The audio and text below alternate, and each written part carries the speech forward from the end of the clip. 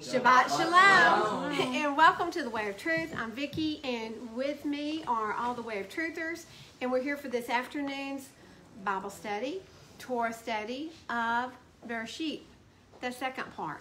So it was 6 chapters, we split it up, and so here we are finishing up this afternoon. And so I've got somebody's water here. I don't know whose that is, but you're welcome to it, or I'll drink it, or I can drink it. Oh, it's Bailey's. Okay. So, guys, we're starting in Genesis 4, and I'm not going to, draw anything out. We're just going to get started and go for it. And it's not going to be very long, but we are going to be going, for those of you who may be joining right now, and our question this afternoon is, why did Yahuah not accept Cain's offering? So, Cain and Abel, they offered something up at the same time, didn't they? Yah really loved Abel's offering, but did he like Cain's? No. He wasn't impressed, was he? So we're going to find out what the deal was. And, sorry, see, this is why I don't usually show you my Bible. We are going to be, I was going to save your place. We're going to be in the Scriptures Bible, and it is put out by the Institute for Scriptural Research. If you would like one, it's what we always study out of, in addition to Et Sefer, and the Et Sefer is the Divine Book. The Aleph in the top. Who is the Aleph in the top, guys? Yeshua. What does he say in Revelation? I'm the Aleph to the top. He didn't say I'm the Alpha to the Omega. That's not what he said. He said the Aleph to the top, which means he's everything between the Aleph and the very end of that. The Aleph-bet, the Hebrew Aleph-bet is the Tav. The Aleph stands for the head, the strong head of the household. The Tav stands for the covenant. That's our Messiah.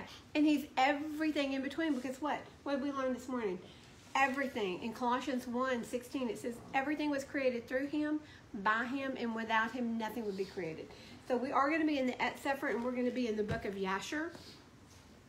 Quite a few times. Yeah, 4 times we're going to be in Yashar today. We just finished the first 3 books of Genesis. And we did spend some time in the first book of Adam and Eve. If you guys have never listened or read the first book of Adam and Eve, I highly, highly recommend it, because you see so much. It's like the reason for, listen, Adam and Eve were in the Garden of Eden. They were in the perfect spot of all times, right? Mm-hmm. And do you think they just walked out when they were all happy? No, guys, It's, when we're reading through Scripture, it just looks like they were escorted out and they just went on about life. That's not how it happened, and they weren't happy, and they thought they were dying. In fact, they thought they were dead. It was so horrible. So, what the first book of Adam and Eve does is it takes you deeper into how they actually felt, their emotions. And listen, they had never seen darkness. They had never even gone through nighttime when they were escorted out of the garden. So everything scared them. They had been creatures of light. They had been spiritual creatures. They had never drank water. They had never done any. They had never been hungry. They had never sweated. They had never worked. No, they never walked, because they didn't have. They were spiritual. So what Yah clothed them in was this flesh, skin. Prior to that, they were light. They walked in that garden. Well, the word walk. It's a loosely used, I believe. It on the bottom of their feet, when they come out of the garden, everything was stony, big rocks, little rocks. It looked terrible out there. They didn't even realize that they were walking in their new bodies. It was awful. It was. And when they did, they fell on their faces as they were dead. Yeah. And the memory of the word of Yah had to come back and bring them back. That's right. And so, guys, for you live streamers who weren't with us this morning, what you're going to see, and what we won't be sharing, because we're not going back into the first book of Adam and Eve this afternoon, but what we did read this morning is that what was with them after they were escorted out of the garden was the word of Yahuah. And the word of Yahuah is the breathed out memory. His breath, it's his spirit, it's our Messiah. That's who's with them all the way. The word of Yahuah helps them throughout their time on earth. Okay, so let's get started. Are y'all ready? Yay! Let's get some Shabbat and Shalom going, huh? Okay, chapter 4, verse 1. And Adam knew Yahuah, and Yahuah is his wife's name, Eve, his wife, and she conceived and bore Cain, and said, I have gained a man, Yahuah. And again she gave birth to his brother, Habel. And Habel became a keeper of the sheep, but Cain became a tiller of the ground. And it came to be in the course of time that Cain brought an offering of the fruit of the ground to Yahuah. And Habel also brought of the firstborn of his flock and of their fat. And Yahuah looked to Habel and his offering, but he did not look to Cain and his offering. And Cain was very wroth, and he fell, and his face fell. What does that mean when your face falls? Sad. He was happy, and then he's like, sad. It's hard for my face to go sad. And Yahuah said to Cain, and guys, this verse is a little bit, it says, why is he wroth towards you? It should be, why are you wroth towards him? So he's talking to Cain, and Cain's the one that got mad at Abel, right? So Yahuah's saying, why are you wroth with him? And why is your face fallen? Is it not, if you do good, you are to be accepted? And if you do not do good towards the door is a sin. And he is lying, and towards you is his desire, and you must rule over him. That is quite a statement right there. Towards the door is sin. And what do we have to do? We have to rule over it. And how do you do that? Say no. Rebuke him. Speak the name Yeshua. In the name of Yeshua, be gone. I'm not going to listen to you. In the name of Yeshua, I want to talk to you, Keith. I'm not going to listen to you, sin. In the name of Yeshua, be gone. And Yeshua is the name of our Messiah, Jesus.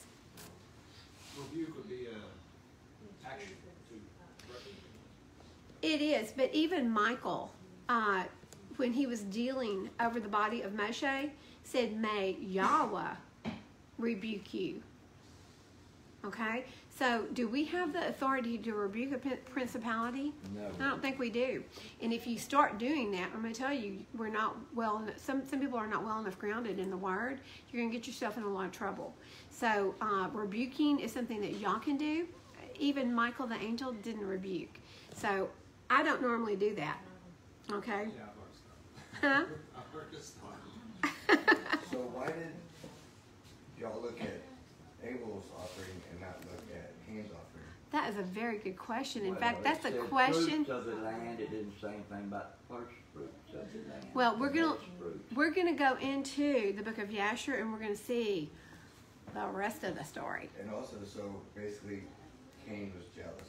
Cain was very jealous, and there's actually even more to the story than that, because when as you're reading through, I believe it's the book of Yasher, when Cain was born, he also had a sister, a twin sister. When Abel was born, he also had a twin sister, and so Adam and Yahuah were going to marry the brothers and sisters off to each other. There was no one else to marry. Okay, they were the first. I'm sorry, Teddy, did you have a question? Are you just stretching? Okay. So that answers Like the a blinking question, light back Dennis.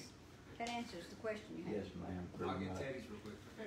But So y'all you had gave y'all a gift that y'all had about already who just given came them. married, it was his sister. Is that what you're saying? Maybe. Are you talking about Canaan? Right. Okay, well, everything comes from- Y'all had already made. Everything came from y'all. Mary, and he al- Everything comes from y'all. And so, regardless of whether it's sheep or fruits or vegetables, it's all what he's created anyway. But that's not it. Listen, what does y'all search out? Heart. The heart. She He just knows said our that heart, they're both right? twins. Okay, so we're gonna get into that in the book of Yasher in about 3 more verses. And so, do y'all have? So where I was going with the twins marrying the twins, Cain had a twin, Abel had a twin. either Cain's sister or Abel's sister was very pretty, and the other sister was ugly. Okay, so Cain was very jealous because they were going to marry Abel to the pretty sister, and Cain was going to get the not so pretty sister. So he was already jealous about that. And then they come before Yah and present offerings, and Yah accepts Abel's offering, but you're going to see the heart of Cain. When we get into the book of Yasher in just a few minutes, you're going to see the heart of Cain, and you're going to understand that, guys, listen, if you bring Yah a gift and you come begrudgingly and you're like, I don't really want to give this to him, listen, more important than the offering is the heart with which it's given. Way more important than the offering is the heart. So let me get through these next few verses, and then we're going to go into Yasher. And for a lot of people, it may be called Jasher, okay? Jasher, but what do we know? There's no J, right? So it's Yasher. Okay, in verse 8, and Cain told Habel his brother, and it came to be when they were in the field that Cain rose up against Habel his brother and killed him. And Yahuah said to Cain, where is Abel your brother? And he said, I don't know. Am I my brother's guard?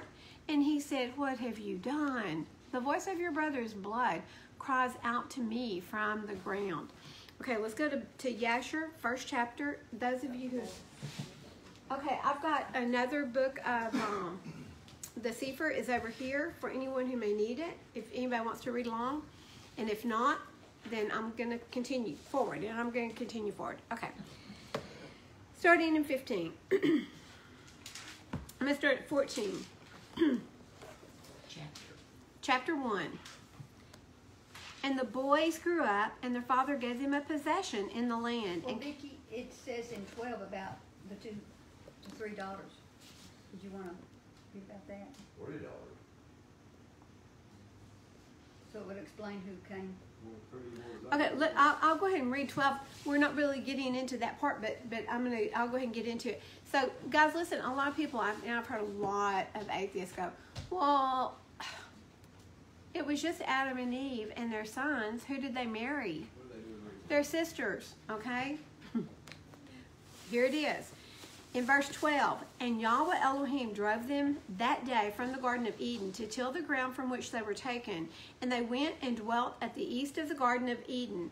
And Adam knew his woman Yahuah, and she bore 2 sons and 3 daughters. And she called the name of the firstborn Cain, which was Cain, saying, I have obtained a man from Yahuah. And the name of the other she called Habel. For she said, in vanity we came into the earth, and in vanity we shall be taken from it. And the boys grew up, and their father gave them a possession in the land, and Canaan was a tiller of the ground, and Habel a keeper of sheep. So Habel raised sheep. He was a sheep herder. And Canaan was a grower of vegetables and fruits. That's not a bad thing, okay? So don't think it was the gift, okay? It was not the gift. It was the thought. And so 15, and it was at the expiration of a few years that they brought an approximating offering to Yahuah, and Canaan brought from the fruit of the ground, and Habel brought from the firstlings of his flock, from the fat thereon. And Elohim turned and inclined to Habel and his offering, and a fire came down from Yahuah from heaven and consumed it. And unto Cain and his offering Yahuah did not turn, and he did not incline to it, for he had brought from the inferior fruit. Did you hear that? Not the first. He brought from inferior fruit of the ground before Yahuah, and Cain was jealous against his brother Habel on account of this, and he sought a pretext to slay him. Let's see here. I'm going to go into 29. To slay him. And in some time after, Cain and Habel his brother went one day into the field to do their work, and they were both in the field. Cain tilling and plowing his ground, and Abel feeding his flock. And the flock passed that part which Cain had plowed in the ground, and it sorely grieved Cain on this account. So what happened? Abel's sheep wandered over on Cain's plowed ground, right? And Cain's mad. He's already mad. He's already mad about a lot of things. And Cain approached his brother Abel in anger, and he said unto him, what is there between me and you, that you come to dwell and bring your flock to feed in my land? And Abel answered his brother Cain and said unto him, what is there between me and you, that you shall eat the flesh of my flock? So you're eating my sheep, and you clothe yourself with their wool. And how therefore and now therefore put off the wool of my sheep, with which you have clothed yourself, and recompense me for their fruit and flesh, which you have eaten. And when you have done this, I will then go from your land, as you have said. And Cain said to his brother Havel, surely if I slay you this day, who will require your blood from me? He's like, if I kill you right now, nobody's going to care. Nobody's going to require your blood from me.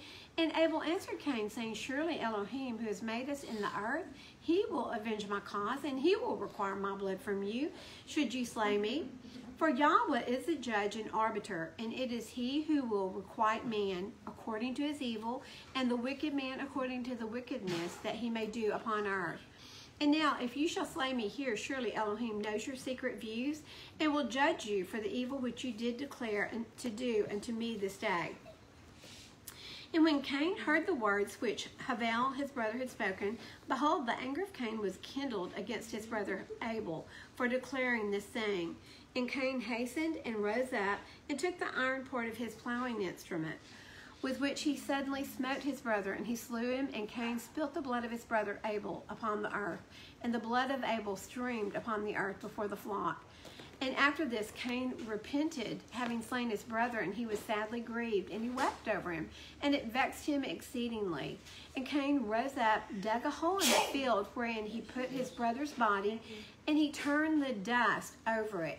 And Yahuah knew what Cain had done to his brother. And Yahuah appeared to Cain and said unto him, where is Abel, your brother, that was with you? And Cain dissembled and said, I don't know, am I to guard my brother? And Yahuah said unto him, what have you done? The voice of your brother's blood cries unto me from the ground where you have slain him. So Yah knows what has taken place. He knows that Abel has just slain his brother.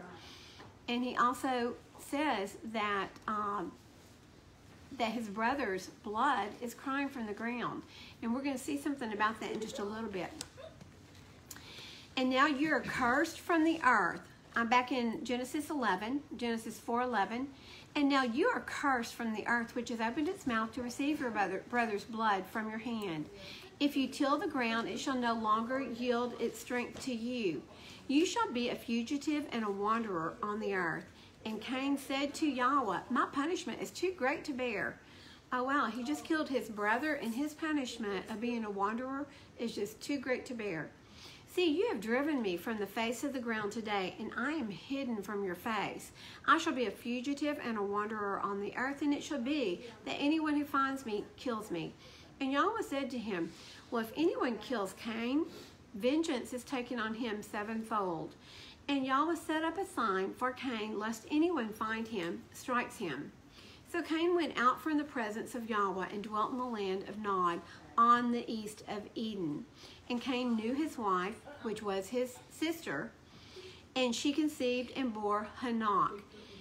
What's going to be interesting here is all of these names that you're going to see coming down from Cain will also come down through his brother Seth. So they must have been popular names. And I did write a list of the names up here on the board. I put a list of the names plus their meanings, and I find it kind of interesting. We'll go over that in just a second. So Cain knew his wife, and she conceived, and she bore Hanok, and he built a city, and he called the name of the city after the name of his son, Hanok. Hanok means Enoch. It's the same name, okay? And to Hanok was born Arad, and Arad brought forth Mahuyael. And hey guys, can y'all kind of hold it down, or y'all can step in the other room? Okay, just kind of, okay. And Arad brought forth Mahuyael, and Mahuyael brought forth Methuselah, and Methuselah brought forth Lamech. And Lamech took for himself 2 wives. The name of one was Ada, and the name of the second was Zillah. And Ada bore Jabal. He was the father of those who dwell in tents with livestock, and his brother's name was Jubal. He was the father of all those who play the lyre and the flute.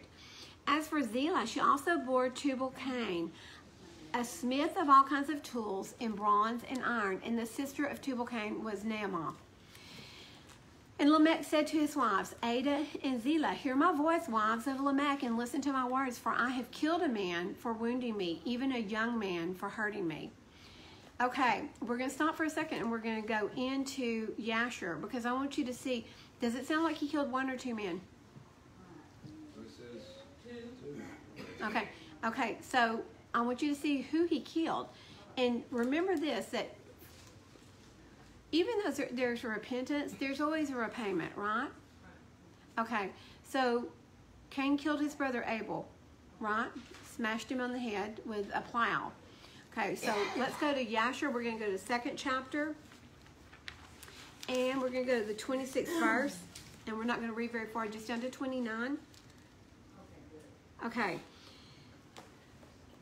And Lamech was old and advanced in years, and his eyes were dim that he could not see. And Tubal-Cain, his son, was leading him. And it was one day that Lamech went into the field, and Tubal-Cain, his son, was with him. And while they were walking in the field, Cain, the son of Adam, advanced towards them. For Lamech was very old and could not see much. And Tubal-Cain, his son, was very young. And Tubal-Cain told his father to draw his bow, and with the arrows he smote Cain. Okay? Who was yet far off, and he slew him, for he appeared to them to be an animal.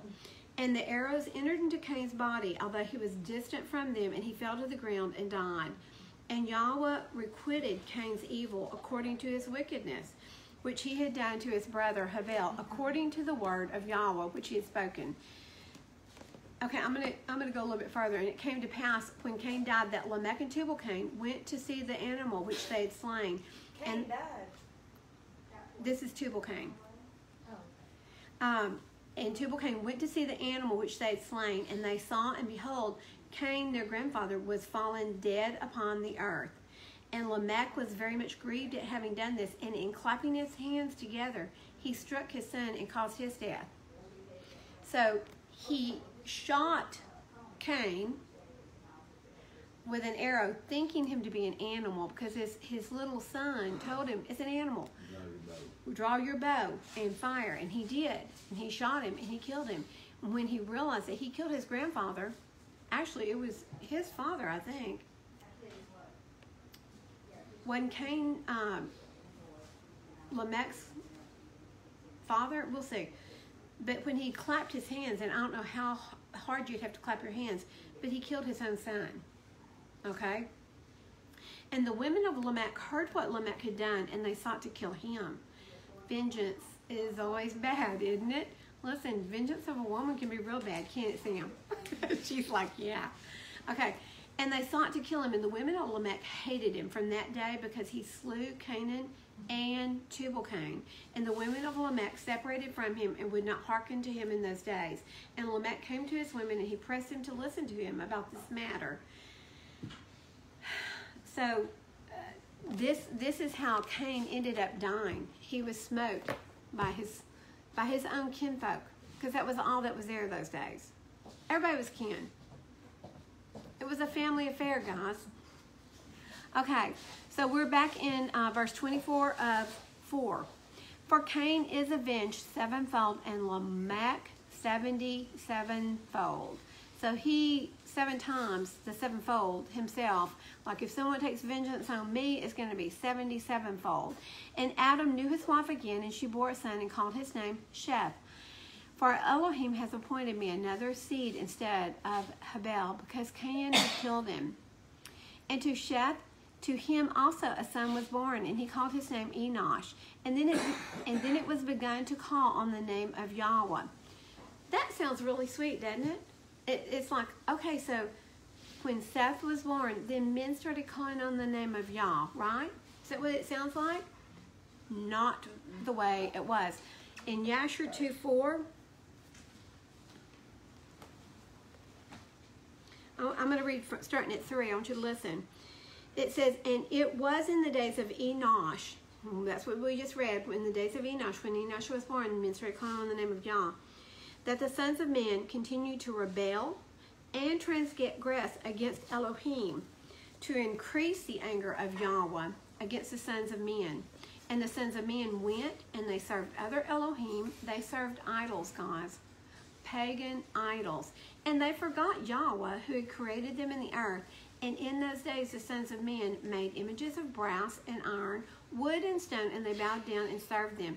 And every man made his Elohim, and they bowed down to them. And the sons of men forsook Yahuah all the days of Enosh and his children, and the anger of Yahuah was kindled on account of all their works and the abominations which they did in the earth. And so the calling on the name of Yah, they were calling on the name of little g gods, but not Abba Father, okay? So that's a point that needs to be cleared up, because looking at it, the way this reads, it says they were calling on the name of Yahweh. They weren't. They were calling on their idols, their pagan It idols. can mean curse too. Yes. Do what? It mean to curse. They were cursing. That's probably more like it. They Yeah. were probably cursing the name of Yah. Yes, because they were serving others. Yes. Good point, Valerie. So if I were putting notes down, I would put it the way Valerie. Curse. That they were. That they were cursing Yah's name on account of their pagan gods. 5:1. See, I told y'all we're making progress, right? I'm going to impress y'all. Okay, this is the book of the genealogy of Adam. In that day that Elohim created man, he made him in the likeness of Elohim. Male and female, he created them, and he blessed them, and he called their name Adam in the day they were created. And Adam lived 130 years and brought forth a son in his own likeness, after his image, and called his name Sheth.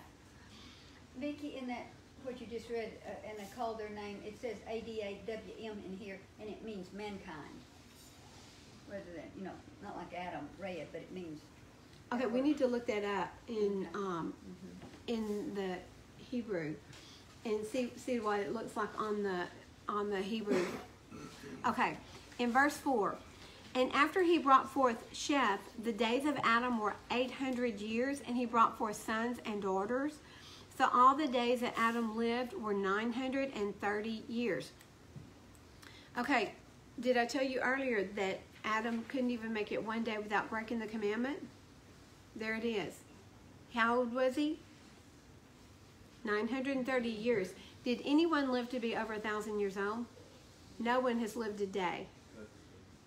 No one has lived 1,000 years. So no one's lived a day. And he died. And Sheth lived 105 years and brought forth Enosh. And after he brought forth Enosh, Sheth lived 807 years and brought forth sons and daughters. So all the days of Seth were 912 years, and he died. And Enosh lived 90 years and brought forth Cain. And after he brought forth Cain, Enosh lived 815 years and brought forth sons and daughters. So all the days of Enosh were 905 years, and he died. And Cain lived 70 years and brought forth Mahalalel. After he brought forth Mahalalel, Cain lived 840 years and brought forth sons and daughters. So all the days of Cain were 910 years, and he died. And Mahalalel lived 65 years and brought forth Yared. And after he brought forth Yared, Mahalalel lived 830 years and brought forth sons and daughters. So all the days of Mahalalel were 895 years, and he died. And Yared, isn't this interesting? Mm-hmm. And Yared lived 162 years and brought forth Enoch.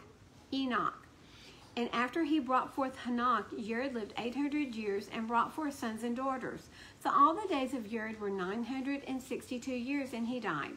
And Enoch lived 65 years and brought forth Methuselah. Old as Methuselah. Have y'all heard that? Okay. And after he brought forth Methuselah, Enoch walked with Elohim 300 years and brought forth sons and daughters. So all the days of Enoch were 365 years. Isn't that interesting? 365 days in Gregorian year. And Enoch walked with Elohim. Then he was no more, for Elohim took him. Methuselah lived 187 years and brought forth Lamech. And after he brought forth Lamech, Methuselah lived 782 years and brought forth sons and daughters. So all the days of Methuselah were 969 years, and he died. He's the oldest living human recorded. And so, guys, prior to the flood, the oxygen level was quite a bit higher than what it is now and what it was after the flood. When the earth broke apart and the waters came up and the waters came down, it decreased the amount of oxygen on this earth. And Valerie, where is Dr. Ball's? Glen Rose. In Glen Rose, Texas. Dr. Ball, and is it James? What's his first name? Is it James? Yeah. Dr. Ball, and it's Baugh, I'm pretty sure. It is. He has a it's a museum, but it's a creations museum. And he has a hyperbaric chamber that he has set up pretty much the same as what it was like, as best as he can estimate. He's also an archaeologist. As best as he can estimate from the plants and so forth that were compressed in the flood materials, he has set up a hyperbaric chamber in which he has raised items in it, critters, poisonous snakes, in this hyperbaric chamber. And the oxygen level there is between 26 and 29%. And I think right now it's like 21% here. Does anybody know for sure? If I had my Seth in here, he'd look it up for me. Okay, but it was enough that it made a difference. What he has found is that in a perfect environment, you could probably raise a child that would live very, very long. But Plus, they didn't have all the foods that have the stuff in it. Yeah, that's right. Bodies. You would have to live in a perfectly controlled environment. But if you lived inside that hyperbaric chamber, he said you could probably live to be this age or older. And he's been offered a lot of money for people wanting to use this chamber to have children, and he won't do it. And good for him. Yeah. But He's just trying to prove something. he did run experiments with poisonous snakes, and I'm not for sure it was copperheads or rattlesnakes, but it was a poisonous snake. And they ran tests on the venom prior to going in, and it was just gnarly. I wish I had pictures of that. The venom was all gnarly because of the poisons and the toxins that were in it. After the snakes had been in there, and it was, I believe, for 7 generations of hatching new snakes out, and the next generation coming in and hatching the next generation out. After it had been there for a certain length of time, they retested the venom. It was not poisonous. Isn't that something? So when we get back to the Garden of Eden, guess what? The children will play at the adder's den's front door, and it won't hurt it. Isn't that cool? Yes. Okay, so I'm going there to say these years were correct, and men were living this long prior to the flood. After the flood, the whole environment changed. 120 years. And Lamech lived 182 years and brought forth a son and called his name Noah, saying, "This one does comfort us concerning our work and the toil of our hands, because of the ground which Yahuah has cursed." So if you look up to the board, what I did was I put all of the genealogy up there from Seth all the way down to Noah. And usually what they say is that the meanings of the names in a lineage have a meaning. So it's Seth was appointed, Enosh, mortal man, Canaan, to listen or a possession, Mahalalel, praise of Yah, Jared was man of Yehudah, which is also means thanksgiving. And that's interesting because the tribe of Judah didn't exist yet. Yehudah would be Judah. So thanksgiving. Hanok or Enoch means dedicated or experienced. Methuselah means dead of sword. It also means when he is dead, it shall be. Whose son was Methuselah? Enoch. Who did Enoch walk with for 300 years? Yah. Who did Yah tell that he was going to destroy the world with a flood? Enoch. So Enoch knew what Yah said is when your son dies, and Methuselah died the same year that the flood came. When your son dies, the flood is going to come. So Methuselah's son was Lamech, which means powerful, and Noah's name means to bring comfort. So do you think possibly, just maybe possibly, that Enoch told Methuselah there's going to be a great flood, and Lamech's son, Noah, is going to be the one that Yah's going to use to build an ark, and he's going to save mankind. He had pre-warning, guys. You know he did. Right? Who did? Noah. Noah. Noah knew what he was supposed to do. So he was prepared. When Yah came to him, he already knew, because it was his great-grandfather, Hanok. Jared was still living. Mahalalel was still living. While when Noah was alive, everyone was alive.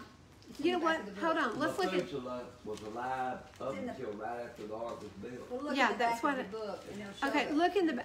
Look in the back. That's what we were just fixing to go, Valerie. Yeah, page. The back of the book has got the number of years. How long would it have taken just to build it? I think it took 150 years. To get every animal together? Y'all brought them to the ark, and that's in the book of Yasher.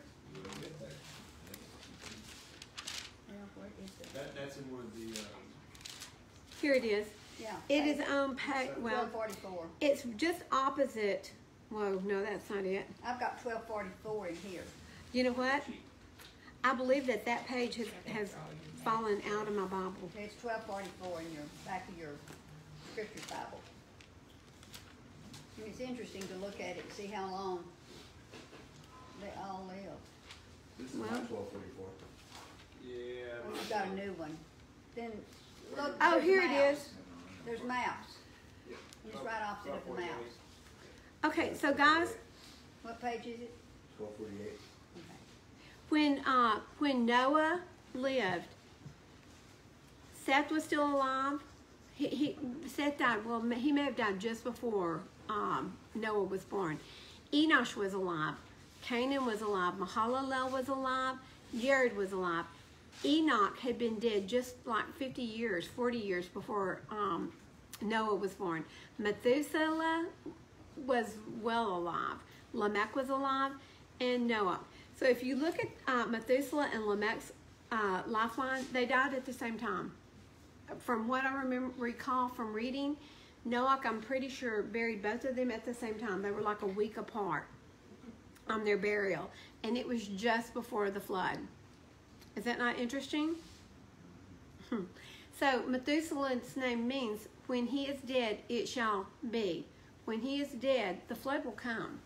So Methuselah had to die prior to the flood. So when Noah saw Methuselah was gone, because look, if your name is Thanksgiving, you know there's Thanksgiving to be said. If your name's when I die, it's going to come, you can know that when he dies, something's coming, and you know it's going to be a flood because he's already building the ark. It says that in Yasher 5:21, all the sons of men who knew Yahuah died in that year before Yahuah brought evil upon them, which would be the flood. Yes. So You got Lamech also died in that year. Many of them died. All the good ones when, died. When Methuselah died, directly at that time after the death of Methuselah, that's when Noah said, okay, Yahuah told Noah, okay, gather, blah, blah, blah. Get in the ark. And so it's really interesting because Yah sent the animals 2 by 2 to the door of the ark to be presented to Noah to go in. And think about the destruction of the flood, and he saved the people that were following him.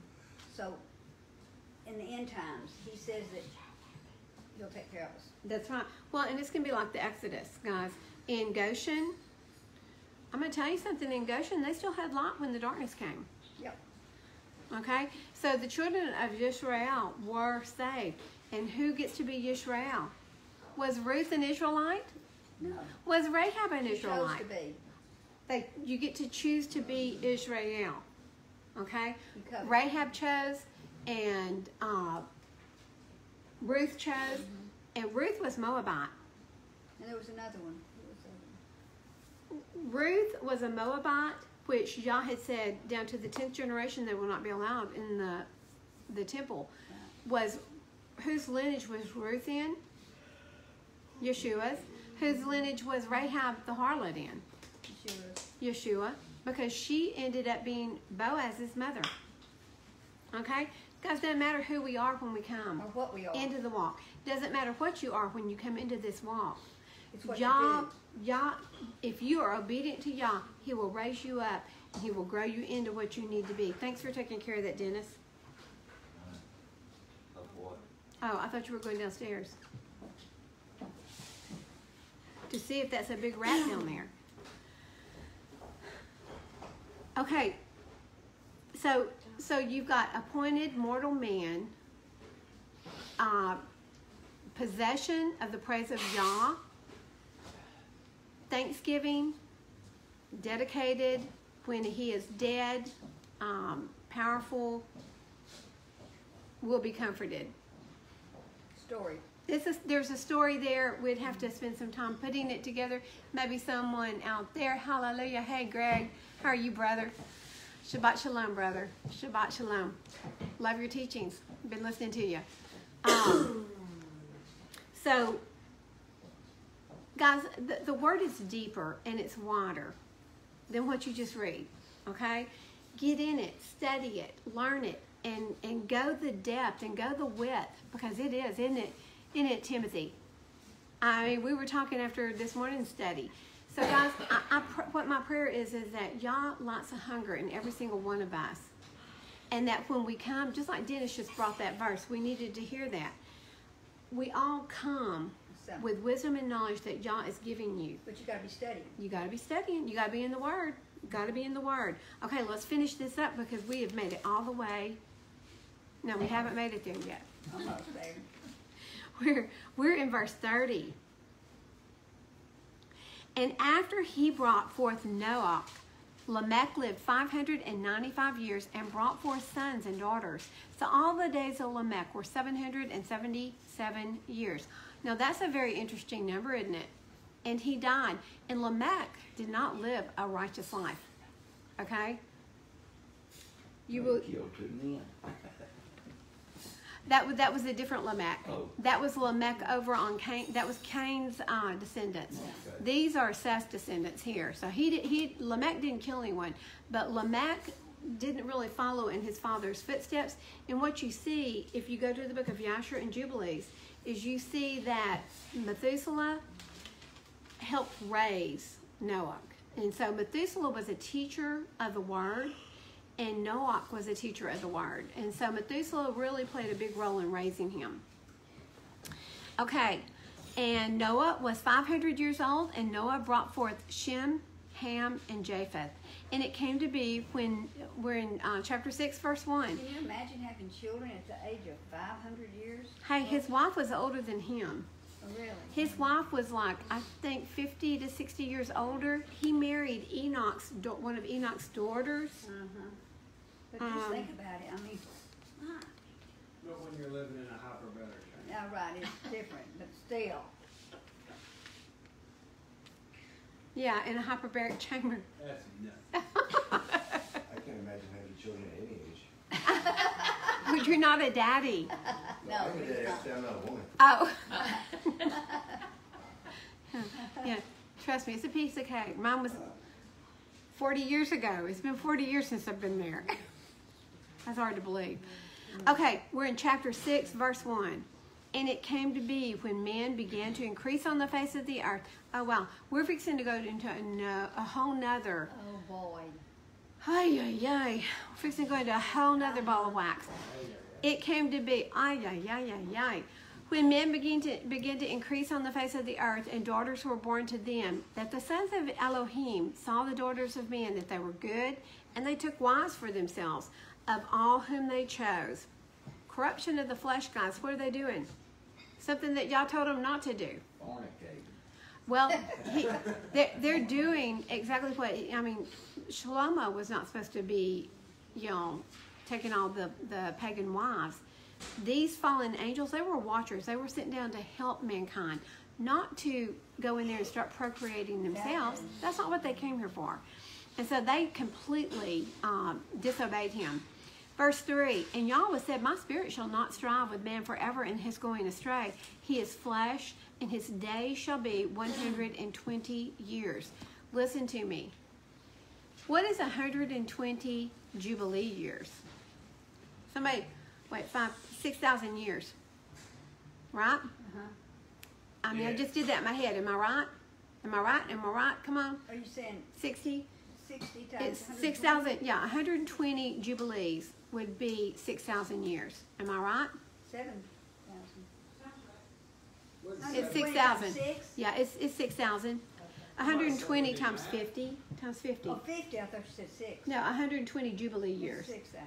Okay, so the Nephilim were on the earth in those days and also afterward. And when the sons of Elohim came into the daughters of men, they bore children to them. Oops. Those were the mighty men who were of old. the men of name. And Yahuah saw that the wickedness of man was great on the earth, and that every inclination of the thoughts of his heart was only evil. Listen, continually. He didn't just think evil thoughts for a little bitty time and then go back to being good and righteous. No. His thoughts were continually on evil. What is evil? Y'all are so good. Anything not what? Of Yah. Anything that's not Torah, that is evil. Deuteronomy 17 will tell you, anything that you do that is not Torah is evil. And Yah was sorry.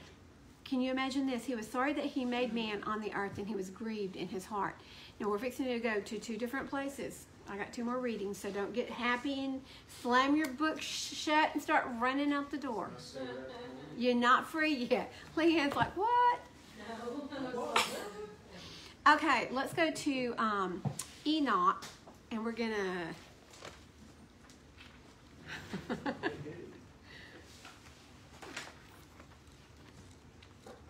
Okay, Enoch is between Jubilees and Yasher. And we're going to the 7th chapter.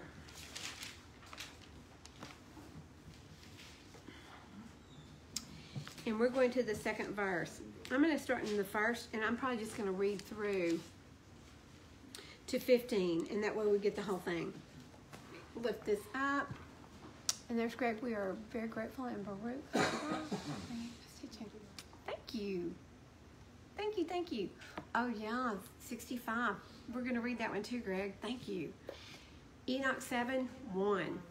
It happened after the sons of man had multiplied in those days that daughters were born to them, elegant and beautiful. And when the watchers, this is what they were sent for, guys.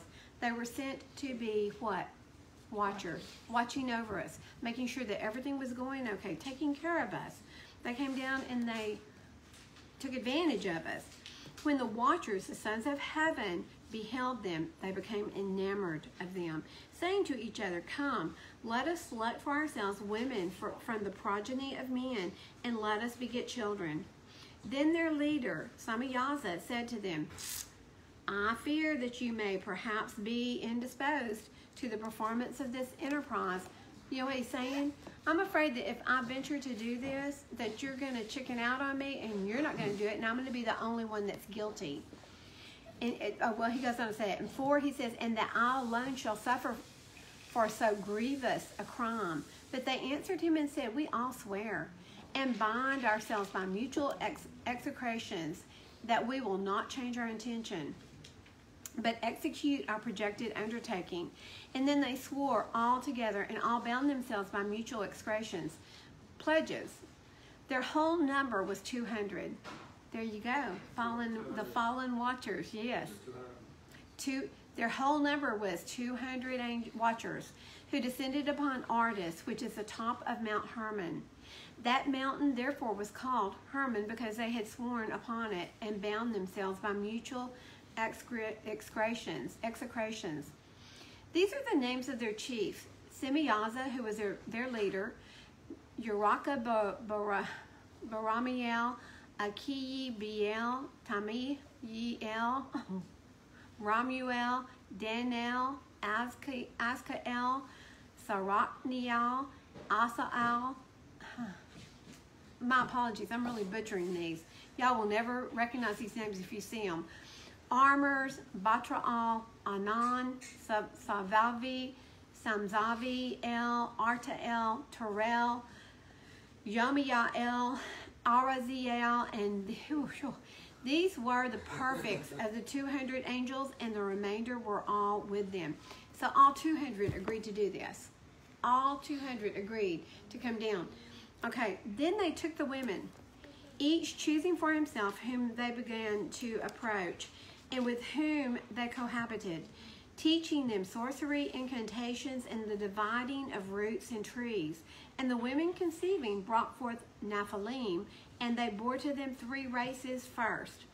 The great Nephilim, the Nephilim brought forth the Nephilim, and the Nephilim brought forth the Eliud, and they existed, increasing in power according to their greatness, whose stature was each 300 cubits. How big is a cubit? elbow to tip of middle finger. And that would be on a man, not me, so it'd be very close to 18 inches. So you're looking at 450 feet. 300 cubits at a foot would be 300 plus half of that is 150. 450 feet Big dude. is how tall these Nephilim were, okay? Guys, listen to me. Do you see anything about dinosaurs or arachnosauruses? Listen, chances are those were the Nephilim. All the bones of these big, huge, giant creatures, more than likely those were the Nephilim. Okay, those were the product of the fallen angels and Like women. created bestiality with different beasts, and those were probably the offspring of the beast. Could be. Yes, but yeah, because they didn't stop with women. Let me finish this and then we'll talk a little bit more.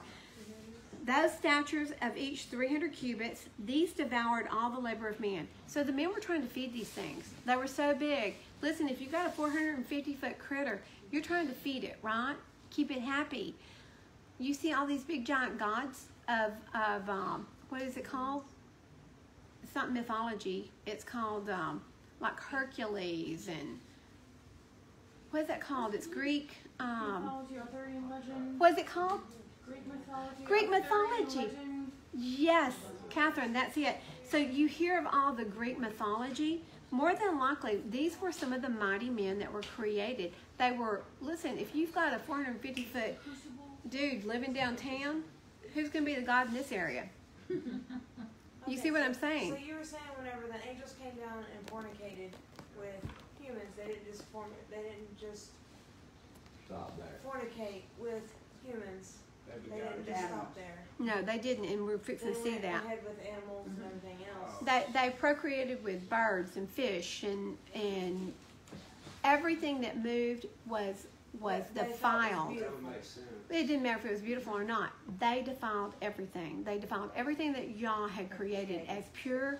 They defiled it. And so, I guess what I'm saying is, we don't have, all the dinosaurs are dead, right? Okay, let's keep going. Except for sharks. These devoured all the labor of man until it became impossible to feed them. Okay, so you can't feed something that big. And if you've got 200 fallen angels, David, are you okay back there? Yeah, I'm good.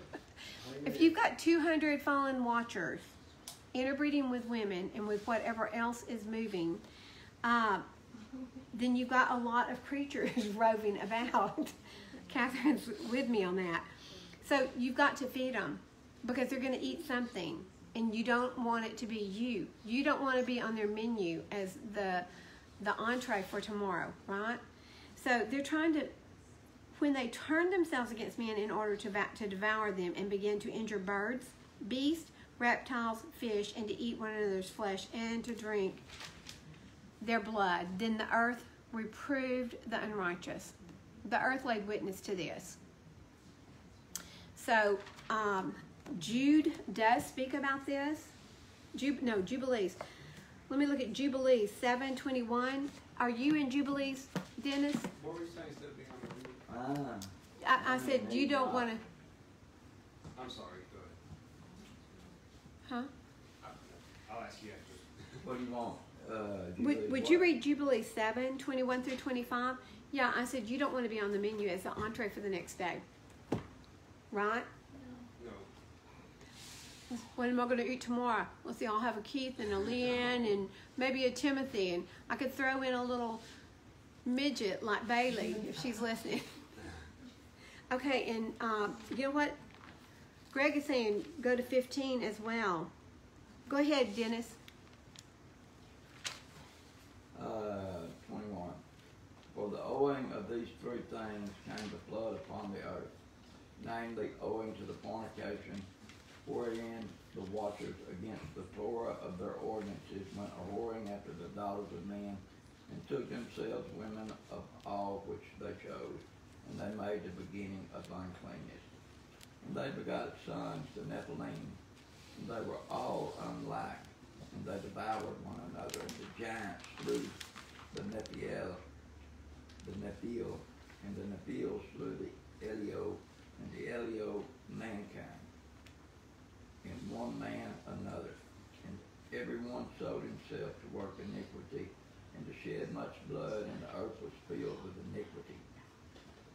And after this they sinned against the beasts and the birds and all that moves and walks on the earth, and much blood was shed on the earth for every imagination and desire of men imagine vanity and evil continually. And Yahweh destroyed everything from off the face of the earth because of the wickedness of their deeds, and because of the blood which they shed in the midst of the earth, he destroyed everything. And we were that.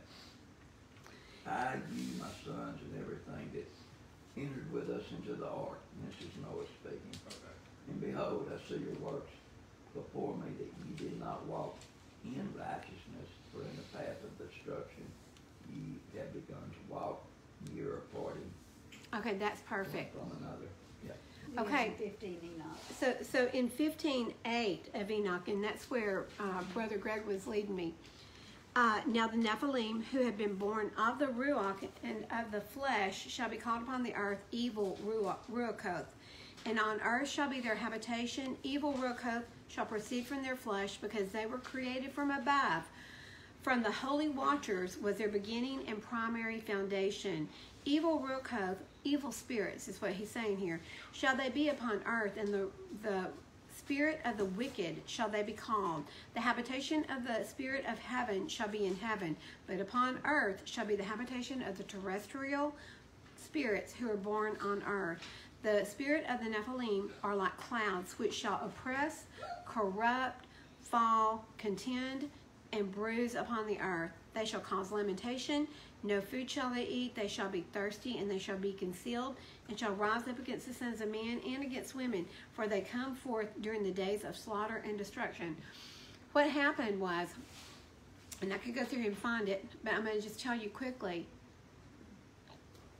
all of the fallen angels had to watch their children be slaughtered. So Yah came in, and he had them killing each other. They slaughtered each other, and when that took place, he locked the watchers up.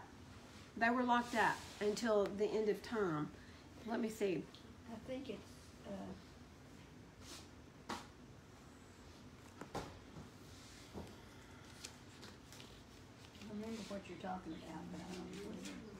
I thought it was on over here in Enoch.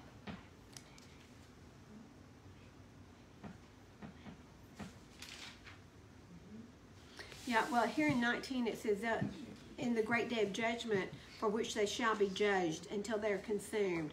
Their women shall also be judged, who led astray the angels of heaven, that they might salute them. So it almost sounds like the women were Blaming it on the women again. were tempting these fallen angels. But listen, if you were created by Yah, living in the kingdom, and you're sent down to this place, you already know what up there looks like. And you've come down here. Why would you choose down here? Why would you choose to be disobedient to Yah, knowing that once you're busted, and you know Yah's going to bust you, you're stuck down here? Azazel ended up, he was so bad, he taught, I'm pretty sure he is the one that taught Where somebody's in there. abortion. He taught women how to abort their babies. He taught war. Oh, here we go. In 8:1, moreover, Azazel taught men to make swords, knives, shields, breastplates, fabrication of mirrors, and the workmanship of bracelets, the use of paint, the beautifying of the eyebrows, stones of every valuable and select kind, all sorts of dyes, so that the world became altered. So the innocence and the beauty of the earth before the fallen angels came into it was that they came in and they completely altered everything. They defiled man, they defiled beast, they defiled everything. Y'all had to come in and wipe the world out. Is there any wonder that so many times he says, go in and kill the women, the children, the animals, kill everything, wipe it out, don't save anything of theirs? Because some of that blood remained, because they were before the flood and they were after the flood. So the fathers, these angels that fathered these creatures, they had to watch as their children were slain. That's in 10. Once they were slain, the spirits had no place to go. They're still roving about on this planet. And if I'm not mistaken, Yah locked up 90% of them for 70 generations. That came and went sometime in the last It says 50. forever, and it's right here in 10. Go ahead. It says, Let me turn. Oop. Michael, likewise, Yahuah said, go and announce his crime to Shemaiah, whatever his name is, and to the others who are with him, who have been associated with women, that they might be polluted with all their impurity. And when all their sons shall be slain, then they shall see the perdition of their beloved, bind them for 70 generations underneath the earth, even to the day of judgment and of consummation, until the judgment, the effect of which shall last forever, be completed. Then they shall be taken away into the lowest depths of the fire in torment, and in confinement shall they be shut up forever. But these are the watchers. Their children are dead, but their spirits are floating about.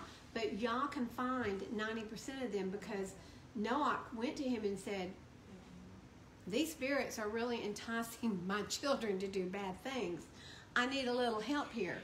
And Yah was going to lock them all up, but Hasatan came and said, I need some help. I need helpers. At least leave me 10%. They're talking percentages back then. Leave me 10%.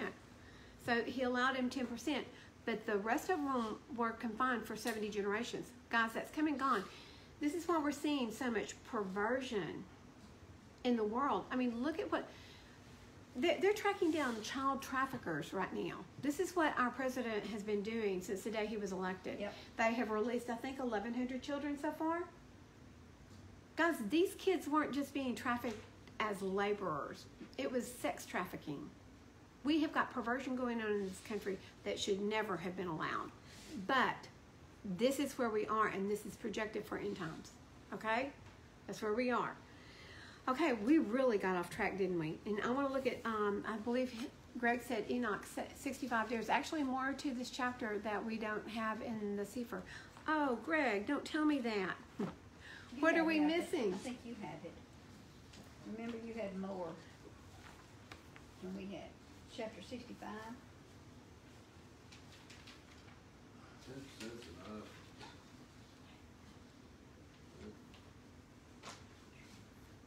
Enoch actually interceded. He didn't intercede, but he was a messenger between Yah and the watchers, because when they repented, they thought they were going to be forgiven. And Yah was like, nope.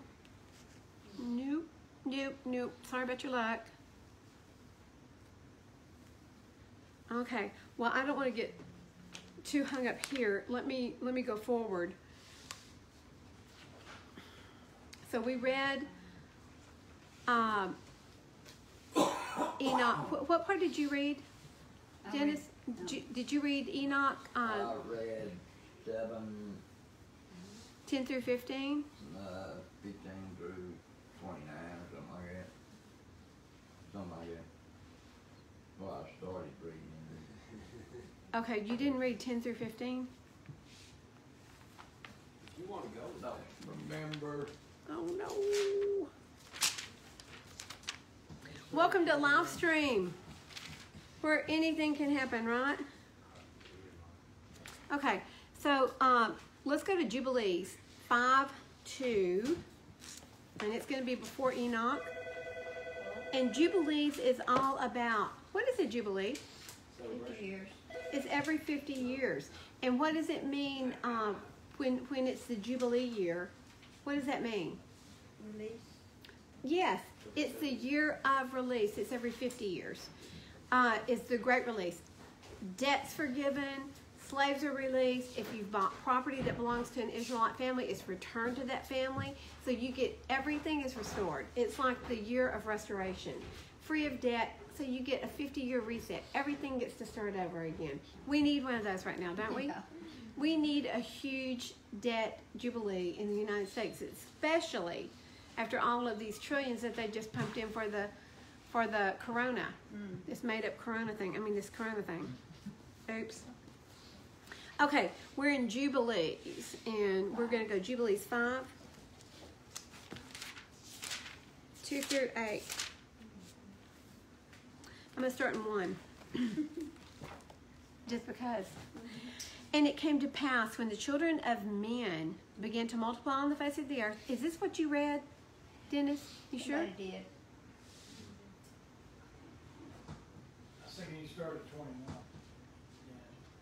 Yeah, I started somewhere over there. Okay. This is a recap of it. And it came to pass when the children of men began to multiply on the face of the earth, and daughters were born unto them, that the angels of Elohim saw them on a certain year of this jubilee, that they were beautiful to look upon, and they took themselves women of all whom they chose. And they bore unto them sons, and they were Nephilim. And iniquity increased on the earth, and all flesh corrupted its way. All flesh corrupted its way. Alike men, cattle, beasts, birds, everything that walks on the earth, all of them corrupted their ways and their orders, and they began to devour each other. And iniquity increased on the earth, and every imagination of the thoughts of all men was thus evil continually. And Elohim looked upon the earth, and beheld it was corrupt. And all flesh had corrupted its orders, and all that were upon the earth had wrought with the manner of evil before his eyes. And he said that he would destroy man and all flesh upon the face of the earth, which he had created. But Noah found grace before the eyes of Yahuah, and against the angels whom he had sent upon the earth. He was exceedingly wroth, and he gave commandment to root them out of all their dominion. And he bade us to bind them in the depths of the earth, and behold, they are bound in the midst of them, and are kept separate. And against their sons went forth a command from before his face, that they should be smitten with the sword, and be removed from under heaven. And he said, my ruach shall not always abide on man, for they are flesh, and their days shall be 120 years. No more than 6,000 years, guys.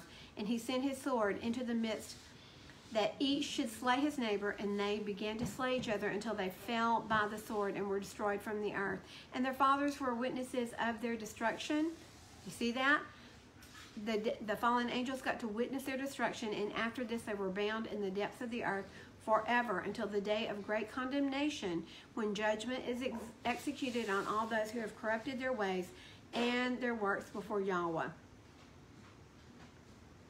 So guys, this is probably, for a lot of our live streamers, things that they have never heard before. It's probably something that's new.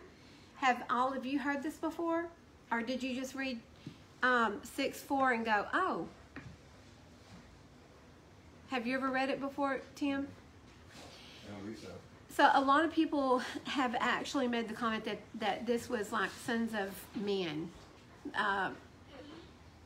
not fallen angels. But when you get into the scrolls and the extra It would have been writings, giants then. I mean, it just wouldn't have produced that. It had to be. that's right. That is right. It had to be something, I can't think of the word. Extraordinary. That's what I was trying to think of. But the word does tell us that the Nephilim were before the flood and after the flood, which explains why. How were they after the flood? I have no idea. Did they save DNA? I have no idea. But what we do know is that there were still giants after the flood, guys. Who was on the ark? No. Noah, his wife, his three 6 of sons, them. and the 3 children. There's going to be 8. He had 3 kids, and he brought 3 wives on board for them. Who's David? 8, yeah. No. Well, it's still, well, they're still around. I mean, Who was? No, it was just the 8. Oh, King David had mighty men in his they're force. still around. Okay, but who was on the ark? It was the 8 people. So the daughters were from his uncles. I think 2 were. They may have been Lamech's children. I'm not sure. It seems like we read somewhere that they were. They were either Lamech or they were of their Methuselah's family. children. They were the family. Same blood split through. Well, what we saw is that I believe one of Lamech's wives had an affair with one of the fallen angels. So there was some mixed blood there somewhere. But however it happened, Cain ended up going very far south. And what we know is that Cain is the one who stole all of the special things that had been gifted down from Adam to Noah. Cain stole it all when he left. He stole the land too. He took what wasn't his. Cain didn't, but his son did. I mean, his son. Canaan. Knew somebody did. Okay. in that Are group. there any questions? Because we're actually done? 1,000,000. Ask. Because if you've got a question, we've got live streamers. I think I did 15. Did I miss it, Greg? Yeah, you did 15. Maybe it's Jubilees. What's your question, Key? Well, I don't have nothing particular. Are you sure? Kind of. So I'm walking right now. if the Nephilim were quote unquote dinosaurs or yada yada, then the theory of them being extinguished by an asteroid would be the flood. Perhaps an asteroid had something to do with the flood. Right. But, I mean, where is that coming from? Science? Supposedly. There's more to 15. Well, okay. There's no more in my 15, Greg. I Where don't do, see anything 15. Is it Jubilees or Enoch? do what, Keith? I guess, unless there's some purposely trying to disprove, you can find science in here too as well, correct? I mean, the history, science. I don't find much. Our Father is, he has created everything. He knows exactly how everything is created Right. and how it's put together.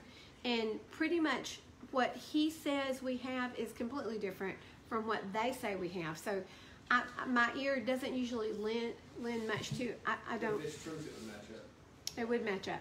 That's Okay. Do you see much matching up? Theirs would have to match Well, I'm not, up. I don't know what they or what y'all, you know, there's a lot that matches up, so I don't. Okay, cool. Okay, Well, there so is something about them in the but I don't know if it's in it DSS. or not. Greg, what's the DSS? DSS. Dead Sea Scrolls. Dead Sea Scrolls. Gotcha. Duh. I'm looking around on my desk for a DSS. I don't have one here. Okay. It goes on to explain how the Oh, yeah, Watchers it does. seduce women to do their will. They actually came disguised as their husbands, and I know what Greg is talking about. Greg, is that what you're... So, they were able to change their forms, and I think this is They'd have Dead Sea to. Scrolls. So this may be what he's talking about, but they were able to change their form to come to a lot of the women. So they seduce the women and they disguise themselves as their husbands in order to procreate. Listen, Wait, say that again, I'm sorry. the Nephilim were able to disguise themselves and change their forms. The Watchers were able to disguise themselves and change their forms in order to come to the women and have relations with them. And they'd almost have to because they're spiritual. Mm-hmm. And they can't reproduce spiritually. Okay, so how many times do we see angels come to earth as messengers? And they eat. We've seen them eat. The ones that Moshe entertained out in the desert, Well, it says if They- you won't know they ate with them. that you, yeah. So I mean, they can change their forms and they can come as. I know you first. I had, yes, when I was at the police department, and that was 40 years ago, there was a man that came in, it was when I was doing a lot of, I'm going to turn this on you so I don't think that it's me talking. No, I'm kidding. There. Here's a woman. Here's a crazy woman, a okay? crazy woman. But we had the Ministerial Alliance, and I was involved in helping people. And I'd get a little bit disgusted about so many people coming in, and I thought, well, you know, they don't really need help. And this young man came one day, and I can still see him, didn't know him. He had the bluest eyes, but he was an angel. I mean, I can almost attest to that. Wow. And I helped him, thanks the Lord, I did. But it was, sometimes it says you don't, what does it say? We entertain angels. Yeah, unaware.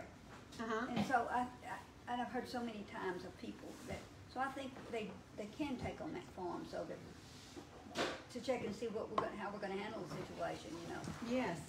so. Because it does say that many have entertained angels Yes. without knowledge. So guys, listen, Turn it back to you never know when someone is coming to you for help. Flip it to you. You're on now.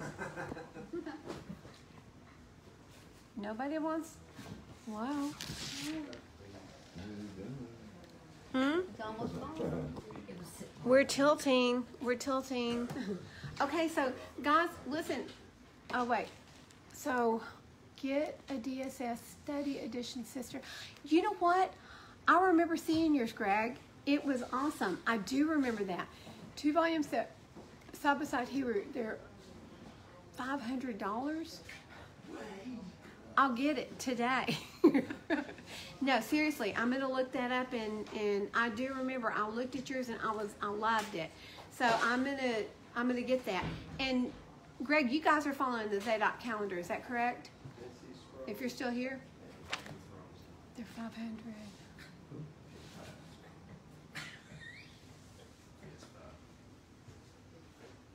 Oh, they're $45 now, new at Walmart and online. So Bonnie's getting her money out, but it's Shabbat. Bonnie, put it away. You can't buy them. Gotta watch Bonnie. What are you buying? What are you doing about The DSS, very good source. Yes. Really? So I'm going to get that because obviously it's got a lot more data in it than Dr. Pigeon's. So Greg, thank you for that. Predates our really. Of course, the Masoretic is when it was the Masoretic group that went through and put the punctuations and separated the letters out, wasn't it? 1,000 years. I'm going to get that. Oh, man. Okay, so I'm going to get that, and we're going to try to catch up on 15 and see what else is in there. But, Greg, thank you so much for your input today. We appreciate you. Y'all bless you, brother. And Sister Sarah, I love her. And those pretty babies. I always love y'all's pictures. Y'all see their pictures? Yeah, we all love you. So, live streamers one, thank you for coming today. I know that we may have kind of blown you out of the water on some things that you may not have heard before. But guys, this is all, what we read was from Enoch and Jubilees and Yasher. So there's witnesses to everything we read, and we need to understand truth, because understanding truth reveals our history. It reveals the past. All these great mysteries that we have from years ago, most of these have got a biblical truth back there if we just read it and research it. Don't you think? Mm-hmm. But I believe all of the mythology that Catherine was talking about, the Greek mythology, I believe all these Greek mythology figures like Hercules, I think all these were mighty men from this intermingling of watcher blood and human blood. They were still, it's like Timothy said, they were still around with King David. No, it was Keith. Said they were still here during King David's time, that he had mighty men. And who did Joshua go in there and fight? The Amorites? Huh? Mighty men of old. Listen,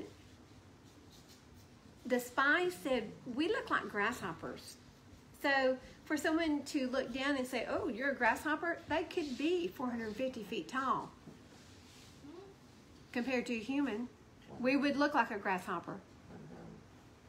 Teddy said, bring them on. Bring them on. I'm not scared of them. I'm not either. Catherine's doubting that. She's like, so, yeah, Enoch. Greg said Enoch is too much for some. It is, but you know what? It is the rest of the story that we all need. And sometimes we have to digest it one bite at a time, like an elephant. No, I'm kidding. We don't eat elephants. It's not kosher, right? Okay. But giraffe. Giraffe is kosher. I couldn't eat a pretty little giraffe either.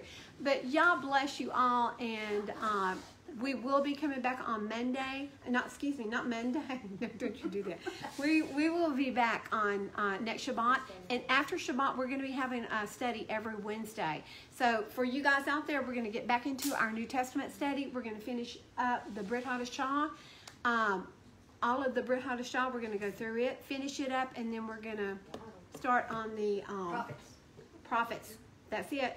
And what my intention is, and I've got to talk to my group here, but on Shabbat, my intent really is for us starting next Shabbat to get into, unless we've got a really long Torah portion, I want to get into the first book of Adam and Eve and study this till we get to the end of it.